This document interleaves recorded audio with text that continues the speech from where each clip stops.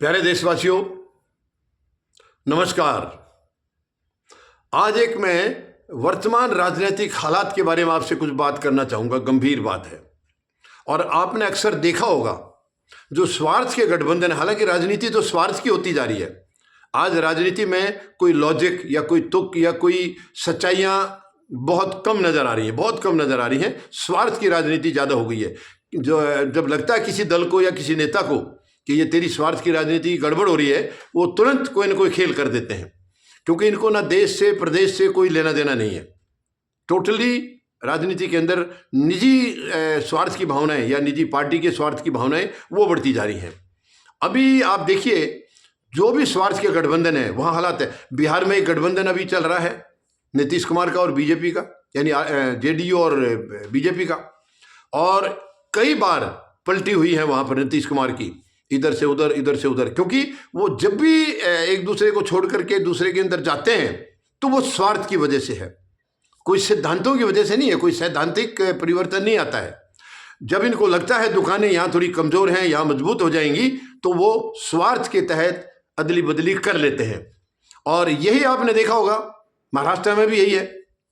महाराष्ट्र में भी जब 2019 में चुनाव लड़े थे, बीजेपी और शिवसेना इकट्ठे लड़े थे, लेकिन चुनाव के बाद इनको बहुमत भी मिला, मगर इनकी सरकार नहीं बनी।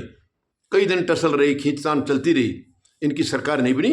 फाइनली, हालांकि एक दिन के लिए सरकार बनाई थी देवेंद्र फडणवीस ने अजीत पवार के इसके एनसीपी के टूटे हुए ग्रुप के साथ, मगर वो उसके बाद भंग कर दी गई। और उसके बाद बीजेपी मतलब तमाशा देखती रही। उधर उद्धव ठाकरे ने कांग्रेस और एनसीपी के साथ मिलकर सरकार बना ली। 2.5 साल वो सरकार चली। बीजेपी की कोशिश थी जल्दी से जल्दी तोड़े, मगर वो कामयाब हुए 2.5 साल के बाद। तो वो भी स्वार्थ का गठबंधन था।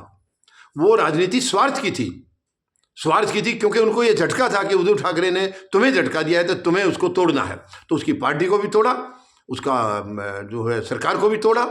और अब वो इनके स्वार्थ का गठबंधन था जो एकनाथ शिंदे को लाए।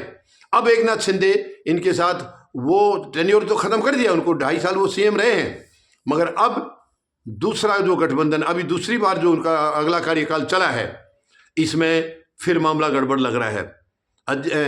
एकनाथ शिंदे को ना वो इम्पोर्टेंस मिला है, वो चीज़, वो सम्मान बिल्कुल नहीं है। चुनाव के समय कहा जा रहा था कि इन्हीं के नेतृत्व में लड़ेंगे, सीएम इन्हीं को बनाएंगे, लेकिन नतीजे आने के बाद ऐसा नहीं हुआ है।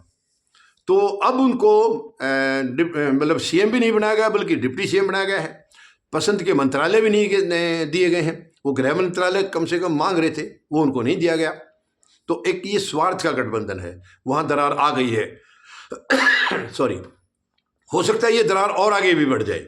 यही बिहार में भी होने वाला है, वहाँ भी स्वार्थ का गठबंधन है। जब दुकानें दिखते हैं कि यहाँ ठीक नहीं चलेंगी, वहाँ चलना है, तो वो स्वार्थ का हो गया। फिर वहाँ कब गड़बड़ होगा उसका किसी को पता नहीं है।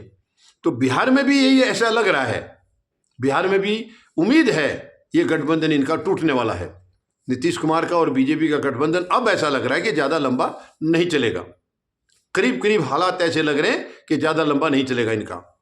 कुछ इशारा उनको हो गया, क्योंकि नीतीश कुमार को शिंदे की हालत का पता है कि उनके साथ क्या किया है। उनको ये लगने लग गया कि तुम्हारे साथ भी बीजेपी ऐसा ही करेगी। उनके साथ भी जैसे बोला था कि एकनाथ शिंदे के नेतृत्व में लड़ेंगे, सीएम यही होंगे, और अब नीतीश कुमार के खिलाफ तो वैसे ही बोल दिया अमित शाह ने कि अगला सीएम बिहार का कौन होगा अभी कुछ नहीं कह सकते, अभी कोई फैसला नहीं है। वो समझ गए तब तक कि जो खेल हुआ है महाराष्ट्र में वही इनके साथ होने जा रहा है। लेकिन इससे पहले इन्होंने यही सोचा है कि क्यों ना मैं ही खेल कर दूं, क्योंकि ये जो गठबंधन था वो स्वार्थ का था, किसी नीति पर आधारित नहीं था, नीतियों पर आधारित नहीं था। ये एक दूसरे की अपना अपना दायित्व वो बरकरार रखने के लिए, अपना प्रभुत्व बरकरार रखने के लिए गठबंधन बना था। तो ये गठबंधन कब टूट जाए, उस जिस स्वार्थ के लिए बना था वो स्वार्थ एक बार पूरा हो जाए, वो दोबारा से टूट जाएगा। तो गठबंधन की राजनीति आप देख लीजिए, जहां भी हो रही है आजकल, वो केवल स्वार्थ की हो रही है और उसका कोई भविष्य नहीं है, कोई फ्यूचर नहीं है, लंबी चलती नहीं है। मुझे नहीं लग रहा है कि ये बिहार की भी अभी ये गठबंधन और ज़्यादा टिकाऊ रहेगा। जल्दी से जल्दी शायद वहाँ कुछ नया सुनने को मिलेगा, कुछ नया खेला वहाँ पर जल्दी से जल्दी देखने को मिल सकता है, ऐसी उम्मीद लग रही है। क्योंकि ये स्वार्थ का गठबंधन था। महाराष्ट्र में भी स्वार्थ का गठबंधन, और भी कई जगह से हुए हैं। स्वार्थ का गठबंधन जहां भी बनेगा वो राजनीति टिकाऊ नहीं हो सकती है, वो राजनीतिक अस्थायी रहेगी, टेम्परेरी रहेगी, वो कभी भी गिर सकती है, कभी भी टूट सकती है। और इसके लिए उनका क्या बिगड़ता है? नेताओं का कुछ नहीं बिगड़ता, नुकसान तो जनता का होता है, जनता का नुकसान होता है, जनता के काम नहीं होते हैं, क्योंकि इनको अपनी कुर्सी की खींचतान में कैसे बचाना, कैसे उसको रोकना, क्या करना, उसी में लगे रहेंगे और जनता के बारे में कुछ सोचना नहीं है। तो मैं यही निवेदन करूंगा जनता से, आप इनके गठबंधन के ऊपर ध्यान रखें, स्वार्थ के गठबंधनों को बढ़ावा ना आने दें, ज़्यादा ऊपर ना आने दें, जहां तक हो सके उनको रुकावट डालें, क्योंकि उसका खामियाजा जो है वो जनता को भुगतना पड़ता है।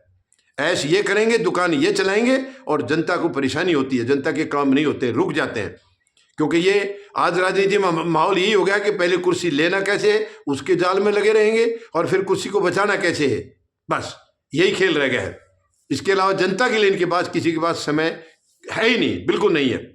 तो मैं उम्मीद लगाता हूं कि जब भी इनको आप वोट करते हैं आप जरूर ध्यान रखेंगे कि स्वार्थ का गठबंधन है या किसी नीतियों के ऊपर आधारित है, वो आप जरूर देखें, तभी आप इनको आगे चुनने का काम करें, तभी उसको चुनने के बारे में सोचें। धन्यवाद। जय जवान, जय किसान, जय हिंद।